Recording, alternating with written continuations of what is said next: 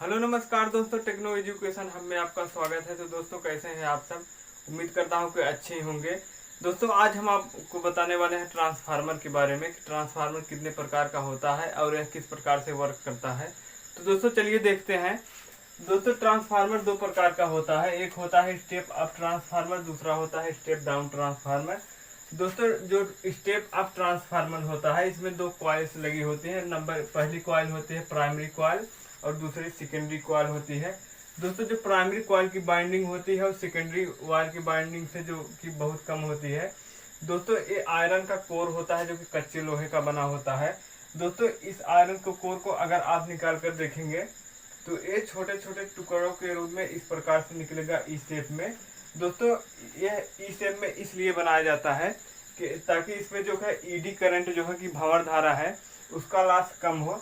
दोस्तों eddy current ऐसा current होता है जो कि इस ट्रांसफार्मर की एनर्जी को बहुत ही लॉस कर देता है।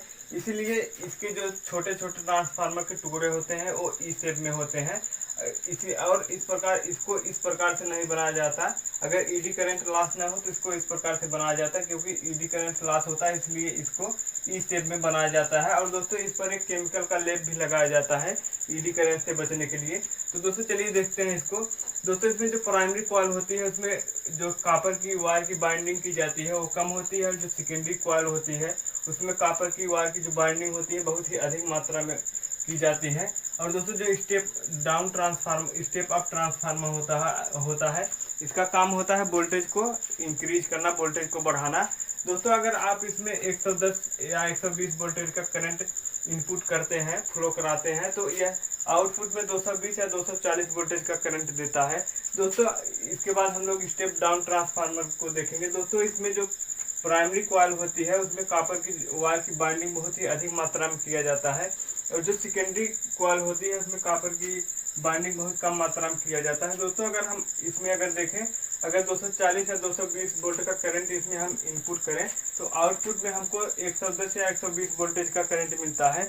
दोस्तों स्टेप डाउन जो ट्रांसफार्मर होता है इसका काम होता है कि वोल्टेज को कम करना। अगर दोस्तों इसमें से आप 11,000 वोल्टेज का यहाँ से आप करंट फ्लो करा रहे हैं तो ये 220 वोल्ट या 240 वोल्ट में इसको कन्वर्ट करता है।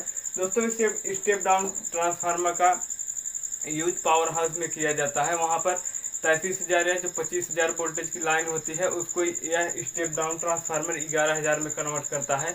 और दोस्तों फिर उसी लाइन को जो है गांव या कस्बों शहरों में लाया जाता है, और फिर उसको एक और स्टेप डाउन का ट्रांसफार्मर लगाकर उसको 240 या 220 वोल्ट में कन्वर्ट किया जाता है। दोस्तों ईडी करंट से बचने के लिए ट्रांसफार्मर में ऑयल भी डाला जाता है। दोस्तों अगर ट्रांसफार्मर में ऑयल ना पड़े तो यह जो है ईडी करंट भंवर धारा बहुत ही अधिक मात्रा में उत्पन्न हो जाएगी और ट्रांसफार्मर ठीक तरह से वर्क नहीं करेगा। इसलिए ट्रांसफार्मर में जो है ट्रांसफार्मर ऑयल डाला जाता है। दोस्तों और आपको बता दें, जो पहले बहुत ही पुराने ट्रांसफार्मर हुआ करते थे उसमें का जो ऑयल होता था, जो मैकेनिक होता था, उस ऑयल को निकाल कर वो जैसे कि बहुत से गठिया रोग और घुटने जो जोड़ों को दर्द में बहुत ही काम आता था। तो दोस्तों उस तरह का जो ऑयल निकालता था जो मैकेनिक होते थे, तो उस ऑयल को निकालने के बाद वो लोग वैद बन जाते थे और उस ऑयल को बेचने लगते थे। और किसी भी प्रकार के जोड़ों के दर्द में वो ऑयल काम आता था। अगर किसी के को दर्द हो रहा होता है तो उस ऑयल को लगाने से उसका दर्द ठीक हो जाता था। दोस्तों आपके ट्रांसफार्मर में ऐसा नहीं है। दोस्तों आपके अगर आप ट्रांसफार्मर का ऑयल निकाल कर कहीं भी आप लगाते हैं तो वाइट स्पॉट बन जाएगा और कभी वो जैसे कि मिटेगा नहीं। दोस्तों इसको सफ़ेद दाग कहा जाता है। आप जहाँ भी इस ट्रांसफार्मर ऑयल को अगर आप लगा लेंगे तो वहाँ पर जो कि सफ़ेद दाग पड़ जाएगा और वह बहुत दिनों तक बना रहेगा। तो दोस्तों मैं उम्मीद करता हूँ कि आपको ये सब बातें समझ में आ गई होंगी। तो दोस्तों मैं उम्मीद करता हूँ कि आपको बातें समझ में आ गई होंगी। तो दोस्तों मिलते हैं अगली वीडियो में, तब तक के लिए धन्यवाद।